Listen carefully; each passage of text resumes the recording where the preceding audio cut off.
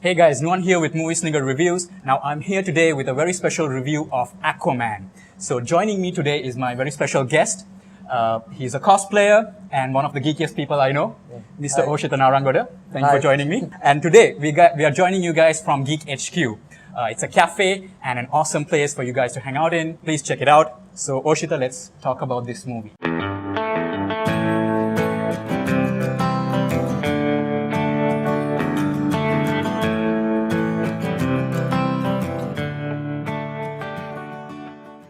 So I'll give a little plot synopsis to start off with.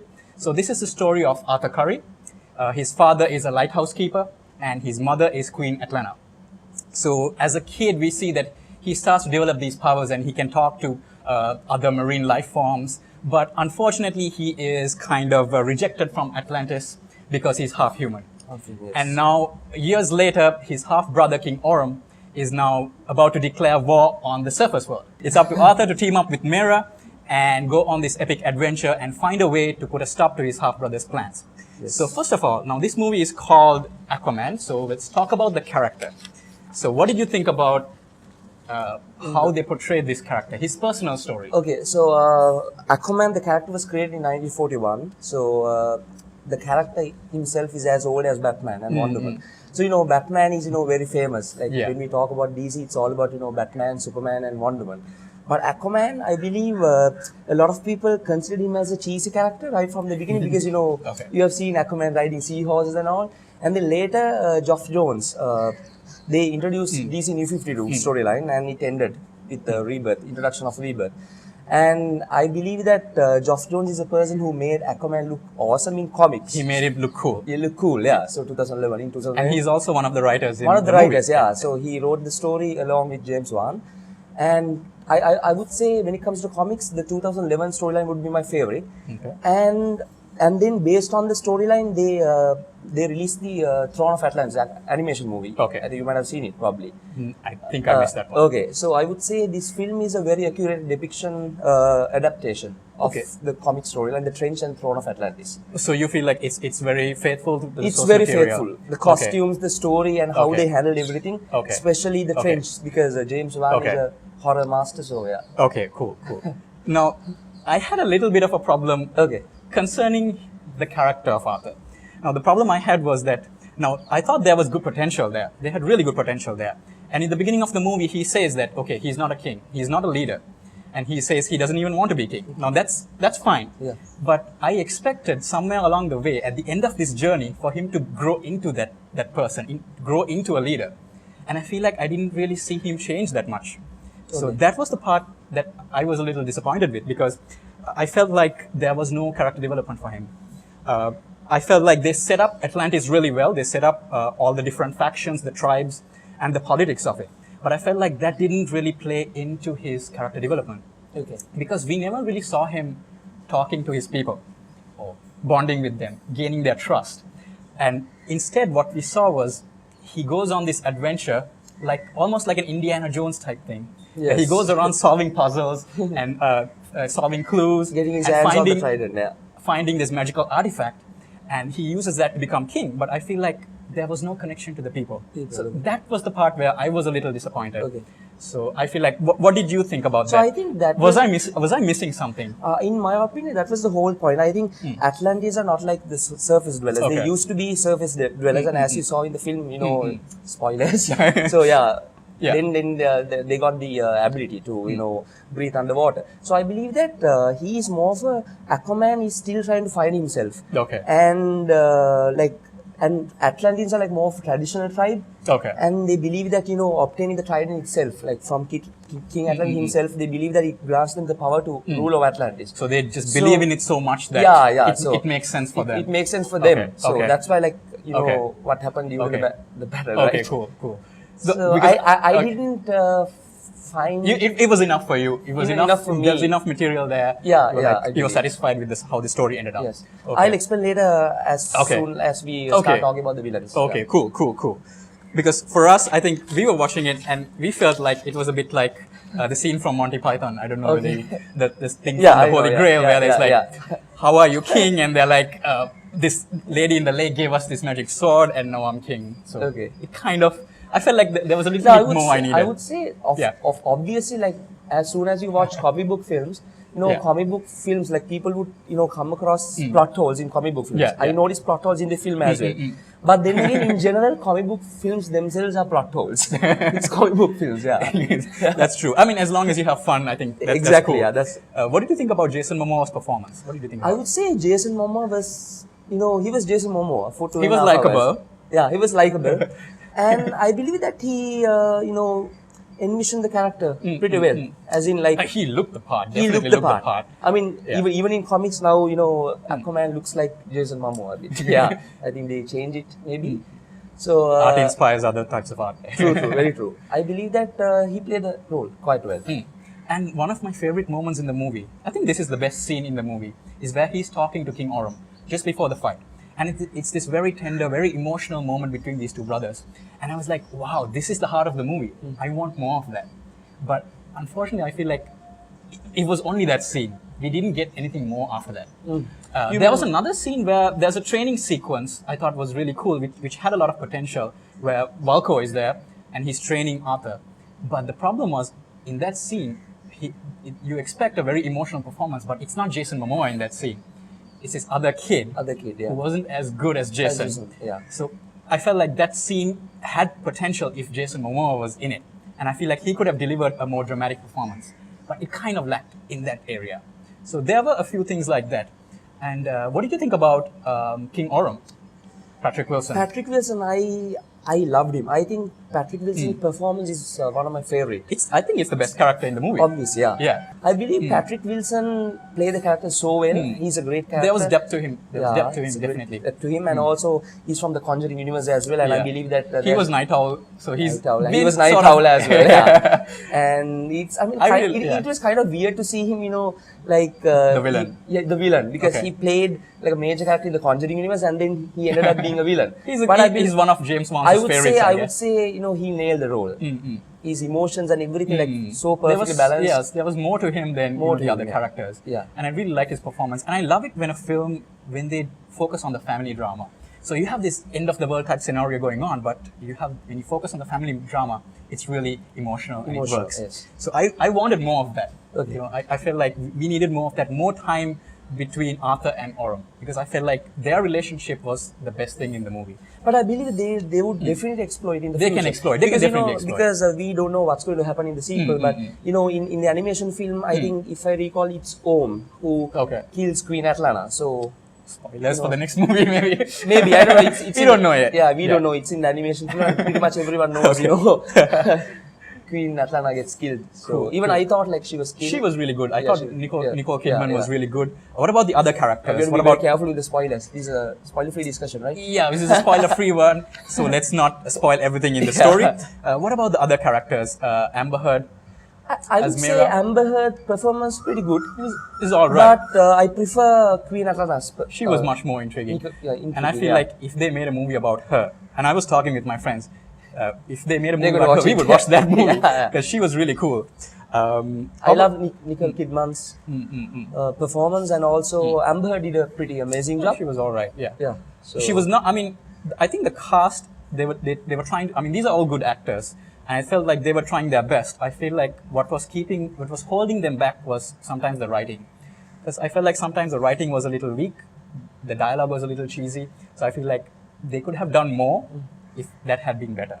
That's personally what I thought about it. Let's talk about the visual style, the look of this movie. What did you think about this? The production design, man. Design. The costumes. That was like insane. Now you're a cosplayer. Yeah, that was insanely good. Yeah. I mean, for a moment I was wondering whether it was secretly directed by James Cameron. Like it looked like watching a Star Wars film Underworld. But then again, the visual effects were handled by ILM, which was founded by George Lucas. So, creator of Star Wars. They have a good pedigree. Yeah, and they use prosthetics makeup as well. So, we use, SFX makeup when we cosplay.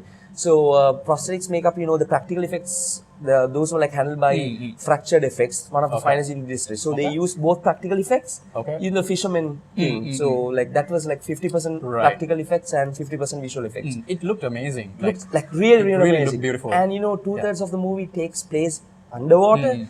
and to see like everything happening, like Yeah. the drama, Yes, I'm unveiling. glad you mentioned that because my favorite scenes were the underwater scenes, not the surface stuff. Okay. Whenever they went overground, I was like, it was not as interesting as all the underwater stuff. I saw actually parallels between Wonder Woman and Aquaman because I prefer actually the Themyscira scenes over the Okay, other scenes. the scenes in the war. Okay, Scenes in the war. Okay. So I would say they nailed it in the visual effects Yeah, department. I mean, this movie is a visual spectacle. It's really gorgeous to Yeah. look at. The cinematography was really nice, and I think the place where the cinematography really shone was the scene where they go into the trench. Yes. They dive in with That this was flare, and amazing, the yeah. trench dwellers are coming after them. Yeah, that was really cool. That's where James Wan, signature style, comes into Okay. play because James Wan is a horror master, and the moment the Yeah. trench shows It was up, really cool. it felt like watching a horror film, right? Yeah.